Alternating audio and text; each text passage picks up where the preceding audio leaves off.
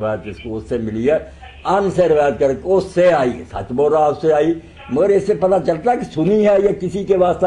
امام نے کڑی شرط لگائی کہ صرف معاصرت ہم زمانہ ہونا کافی نہیں، ایک مرتبہ زندگی میں کم از کم لقاء چاہیے کہ یہ اس آدمی سے ملا تھا۔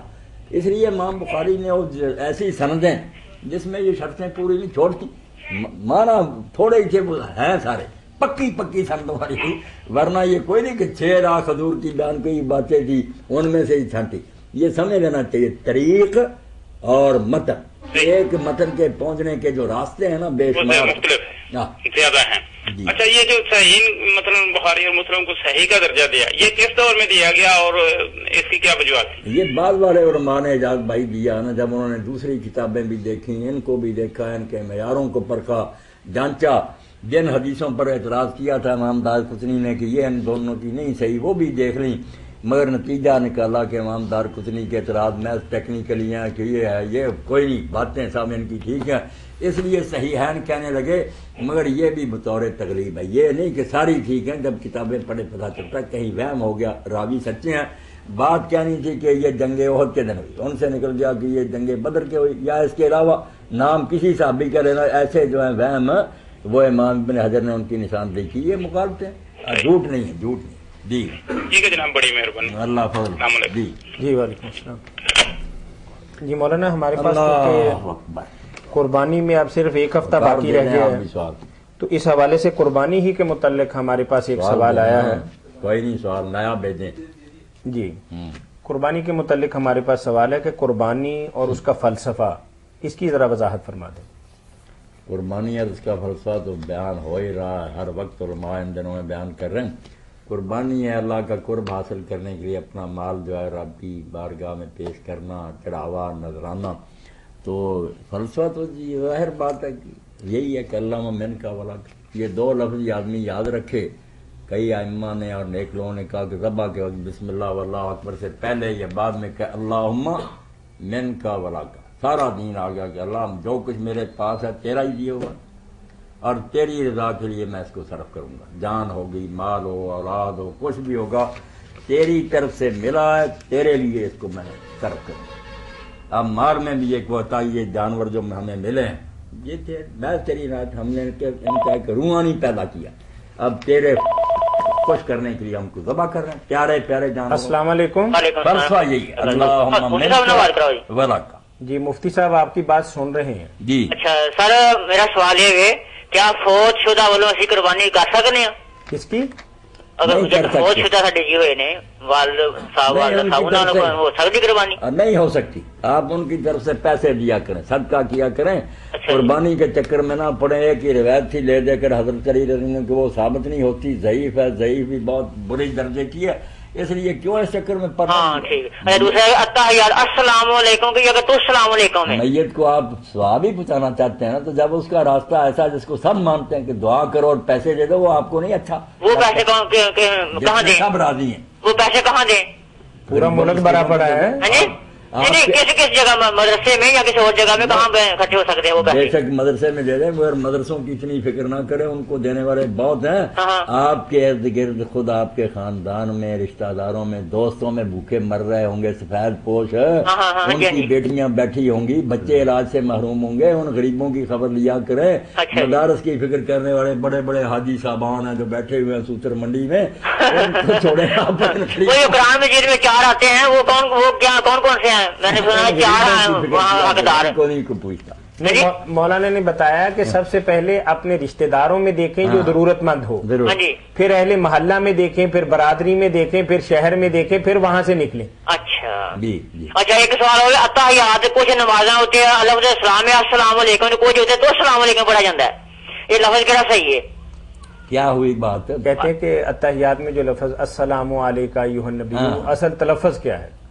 اصل تلفظ تو السلام علیکہ ایھا النبی ہے، جہاں یہ لکھا کہ صحابہ کرام کہتے ہیں ہم نے حضور کے بعد چھوڑ دیا السلام علی النبی، اس کو کسی نے قبول نہیں کیا، وہ لکھا ہے ضرور، مگر کوئی امام اور عالم اور اہل حدیث کوئی بھی نہیں جس نے یہ شروع کیا، سب پڑھتے ہیں السلام علیکہ ایھا النبی ورحمۃ اللہ وبرکاتہ۔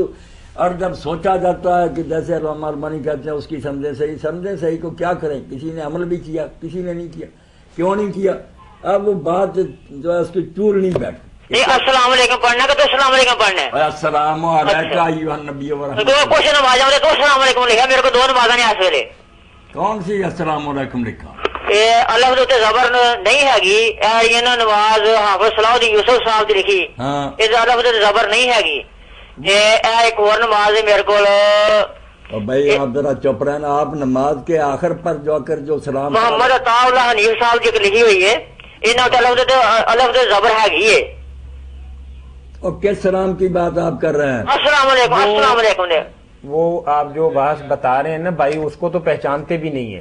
یہ کہہ رہے ہیں کہ وہ جو لفظ ہے, بعض کہتے ہیں کہ السلام, اور بعض کیا لکھا ہوا ہے تو السلام علیکم. اللہ دے زبر نہیں ہے. تو پچھلی عبارت پڑھے نا آپ, اس کے ساتھ میں لے گی نا التحیات للہ والصلوات والطیبات. السلام علیکم کا بعض میں لکھا, بعض میں اللہ نہیں زبر نہیں ہے. عباس نے اسے ملا کے پڑھا. ہاں جی, تو لفظ کون سا صحیح ہے؟ السلام علیکم. السلام علیکم. ٹھیک ہے, بڑی مہربانی. کہاں سے بات کر رہے تھے آپ؟ نارنگ منڈی سے جی, نارنگ منڈی سے. نارنگ منڈی سے بات کر رہے تھے. السلام علیکم. اچھا ٹھیک ہے, بڑی مہربانی. السلام علیکم. جی مولانا, قربانی کے متعلق ایک بہت ہی ٹیڑھا سا سوال آیا ہے, اور بھائی نے کہا کہ شاید بعض لوگ اس بات کا پرچار بھی کرتے ہیں کہ ایسا ہونا چاہیے. السلام علیکم. وعلیکم السلام. سر مفتی صاحب. سر جی جی سر مدثر بول رہا ہوں, یہ 19/12/2006 کو, یعنی 4 دن پہلے. جی سر. میری بیوی نے عدالت سے خلا لیا ہے. جی جی خلا لیا بغیر کسی وجہ کے, تو وہ ابھی دوبارہ میں رجوع کر سکتا ہوں؟